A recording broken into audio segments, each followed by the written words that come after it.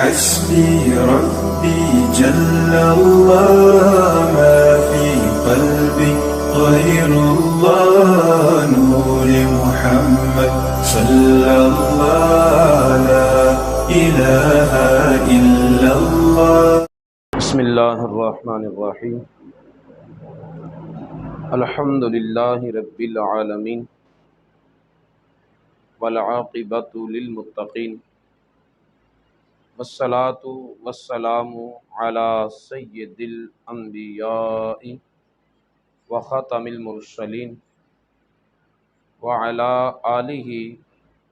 واصحابہ اجمعین. اما بعد. بخاری شریف جلد نمبر 1 صفحہ نمبر 319 کتاب المساقات میں امام بخاری علیہ الرحمہ نے باب باندھا ہے لا حما الا للہ ولرسولہ. چراگاہ نہیں ہے مگر اللہ تعالیٰ کے لیے اور اللہ تعالیٰ کے رسول صلی اللہ تعالیٰ علیہ وآلہ وسلم کے لیے. جو جگہیں وقف کی ہوتی ہیں جن کا کوئی خاص معین شخص مالک نہیں ہوتا، ان جگہوں میں چراگاہ بنانا یہ کسی بھی شخص واحد کو حق نہیں ملتا. اگر یہ تصرف کرنے کا حق ہے تو وہ اللہ تعالیٰ کا ہے، اللہ تعالیٰ کے رسول صلی اللہ علیہ وسلم کا ہے، یا پھر اللہ تعالیٰ کے رسول صلی اللہ علیہ وسلم کے جو جانشین ہوں گے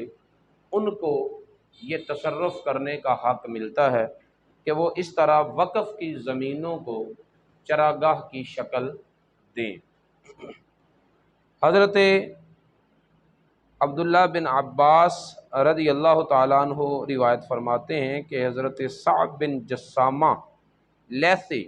رضی اللہ تعالیٰ عنہ نے کہا ان رسول اللہ صلی اللہ تعالی وسلم قال، نبی پاک صاحب الاولاق صلی اللہ علیہ وسلم نے ارشاد فرمایا لا حما الا للہ ولرسولہ. نہیں ہے چراگاہ مگر اللہ تعالیٰ کے لیے اور اللہ تعالیٰ کے رسول صلی اللہ علیہ وسلم کے لیے. یعنی کسی جگہ کو اپنی ذات کے لیے مختص کرنا اور اسے چراگاہ کی شکل دینا، اسے معین اور کر لینا چراگاہ کے لیے، وقف کی زمین کو یا ایسی زمین کو جو کسی بھی شخص کا شخصی حق نہ ہو، شخصی طور پر اس کا کوئی مالک نہ ہو، تو یہ حق اللہ تعالیٰ اور اللہ تعالیٰ کے رسول صلی اللہ تعالی وسلم کو ہی حاصل ہے. رسول اللہ صلی اللہ علیہ وسلم کو اللہ تعالیٰ نے یہ بھی حق عطا فرمایا ہے کہ اگر کسی کی شخصی زمین ہو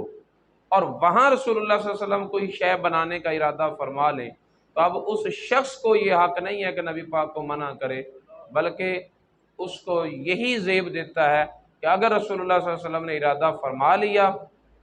تو وہ جگہ ہے، وہ چیز ہے، وہ جو بھی ہے وہ رسول اللہ صلی اللہ علیہ وسلم کی بارگاہ میں حاضر کر دے، پیش کر دے. اللہ رب العزت نے یہ حق نبی پاک صلی اللہ علیہ وسلم کو عطا فرمایا ہے، لیکن نبی پاک صلی اللہ علیہ وسلم نے اس حق کو جب بھی استعمال فرمایا، وہ امتی ہے، اللہ تعالیٰ کا بندہ ہے، تو اس کو اس کا حق دے کر، مثلا جس جگہ کو نبی پاک صلی اللہ علیہ وسلم نے مسجد نبوی کے لیے پسند فرمایا تو وہاں پر مسجد بنانے کا ارادہ پہلے ظاہر کر دیا کہ یہ جگہ جو ہے وہ مسجد ہے، اس کو مسجد بنا دیا جائے گا. اور پھر وہ جگہ جو تھی وہ یتیم بچوں کی تھی تو آپ نے ان کو اس جگہ کی قیمت عطا فرمائی، جبکہ وہ بچے کہہ رہے تھے کہ یا رسول اللہ ہماری طرف سے ہدیہ ہے، آپ قبول فرمائیں. رسول اللہ صلی اللہ علیہ وسلم کو من جانب اللہ یہ حق بھی حاصل تھا کہ جو چاہیں آپ تصرف فرما سکتے ہیں. پچھلے درس میں آپ نے سماعت کیا کہ اللہ رب العزت نے ایمان والوں کی جانوں پر اتنا مومنوں کو حق نہیں دیا جتنا رسول پاک کو حق دیا. میں تمہاری جانوں کے بارے میں نبی پاک صلی اللہ علیہ وسلم کوئی فیصلہ کر دے تو اب تمہیں کوئی حق نہیں ہے کہ اس فیصلے کو مسترد کرو، اب تم پر یہی لازم ہے کہ اس فیصلے کو من و عن تسلیم کرو.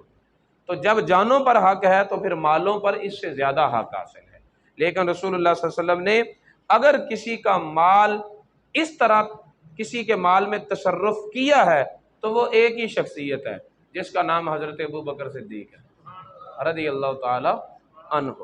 اس کے علاوہ باقی جتنے بھی لوگ ہیں تو ان کے مال میں تصرف رسول اللہ صلی اللہ علیہ وسلم نے کیا تو ان کی قیمت انہیں دے دی اور ان کا حق انہیں دے دیا۔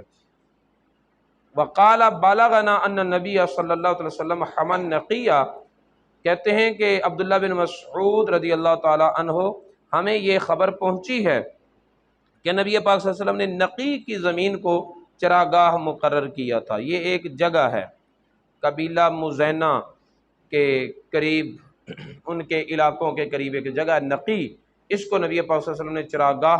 مقرر کیا تھا۔ اسی طرح حضرت عمر رضی اللہ تعالیٰ عنہ نے شرف اور ربضہ کی زمین کو چراگاہ مقرر کیا تھا۔ تو کسی جگہ کو چراگاہ مقرر کرنے کا حق اللہ تعالیٰ کو ہے، اللہ تعالیٰ کے رسول کو ہے، اور جو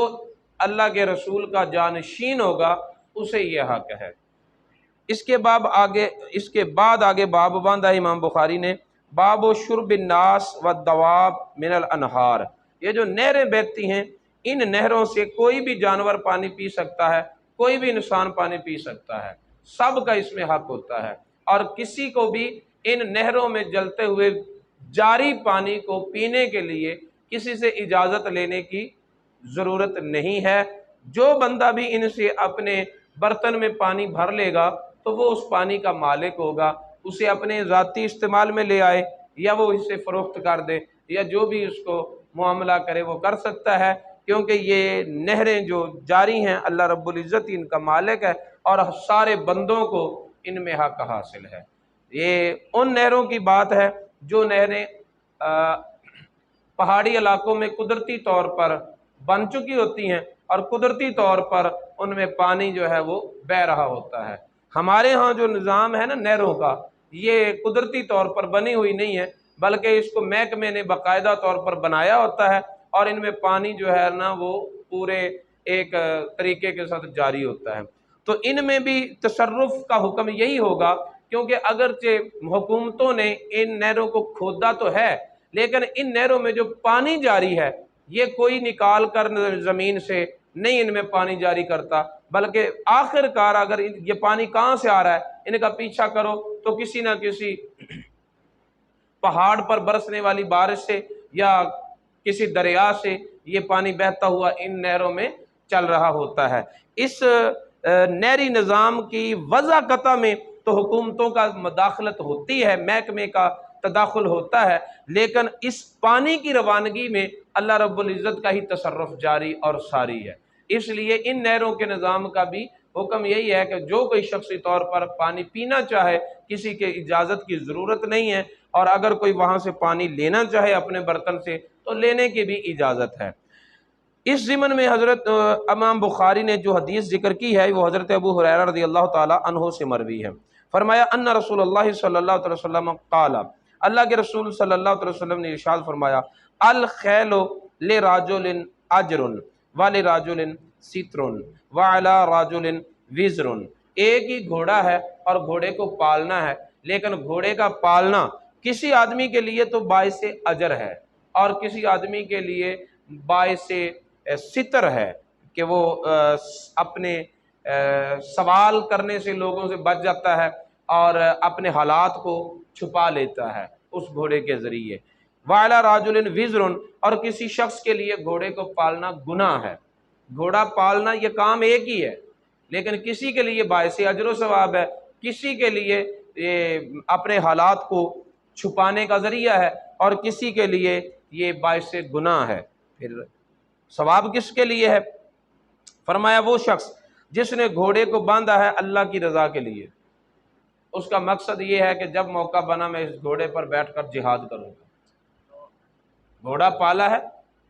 اور نیت جہاد کی رکھی ہے۔ فرمایا کہ اس گھوڑے کو وہ پالتا ہے، باندھتا ہے اور لمبی رسی ڈال کر اسے ایک جگہ پر باندھتا ہے، اور وہ لمبی رسی کے ہوتے ہوئے جہاں جہاں تک چلتا ہے، جو جو چارہ کھاتا ہے، دانے کھاتا ہے،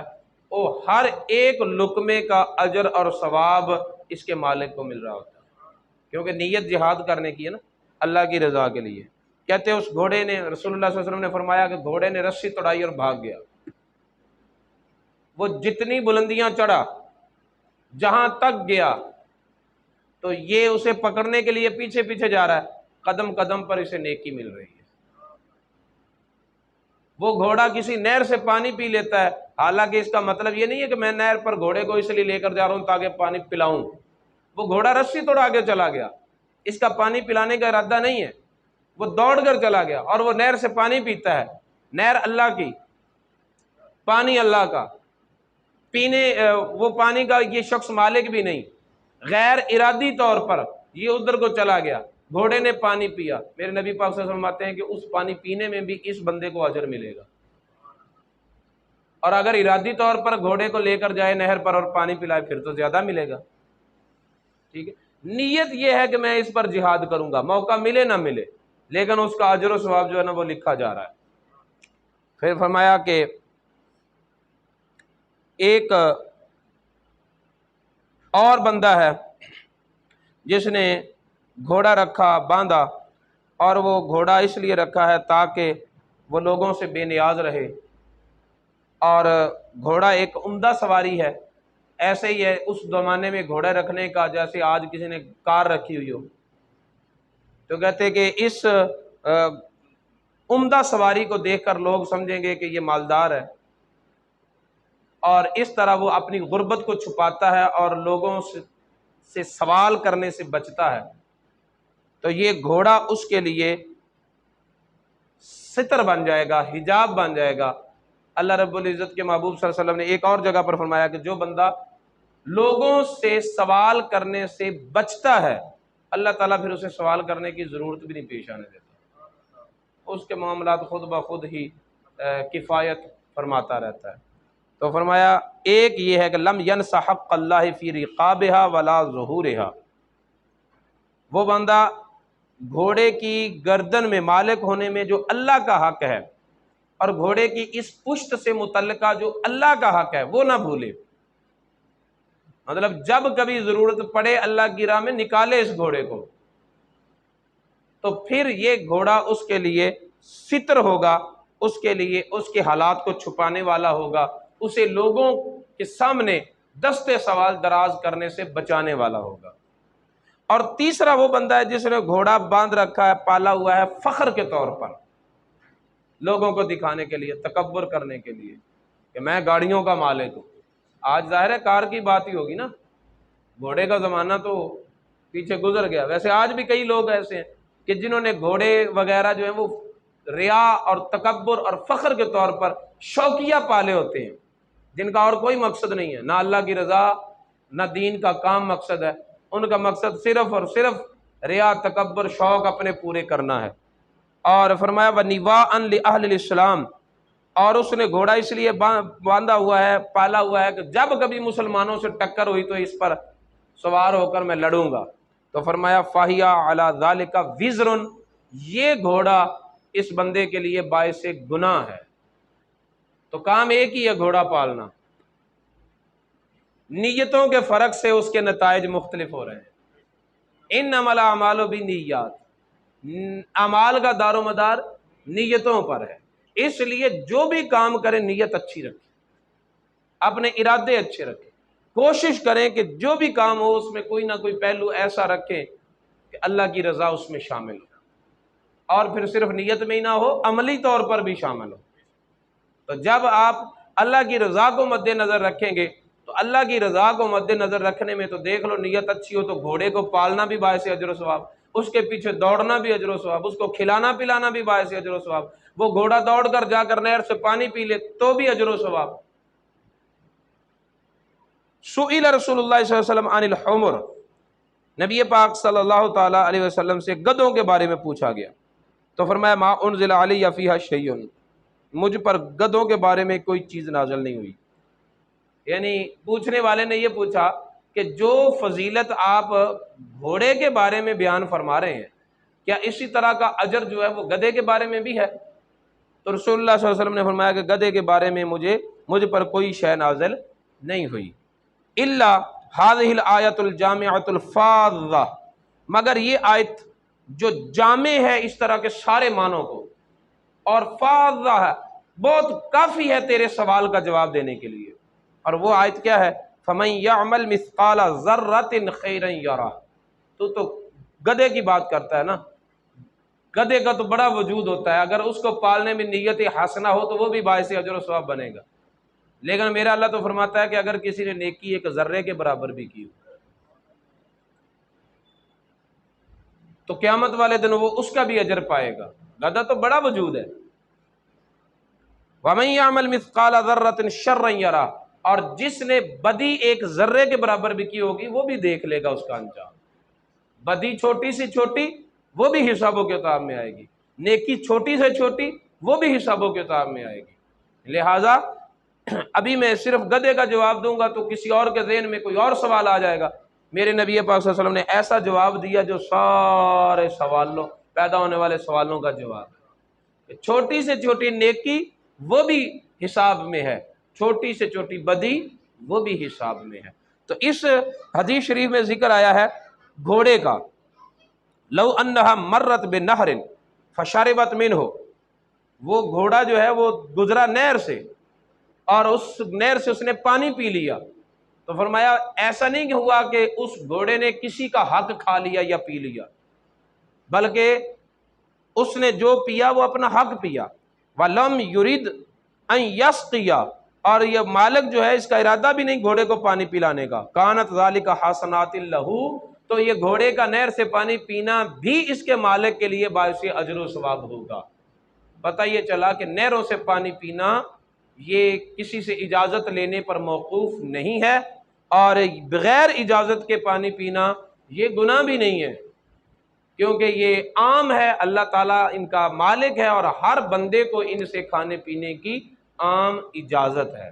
اللہ رب العزت کی بارگاہ میں دعا ہے کہ وہ ان مسائل نبی پاک صلی اللہ علیہ وسلم کی تعلیمات کو سیکھنے اور ان پر عمل پیرا ہونے کی توفیق عطا فرمائے۔ حسبي ربي جل الله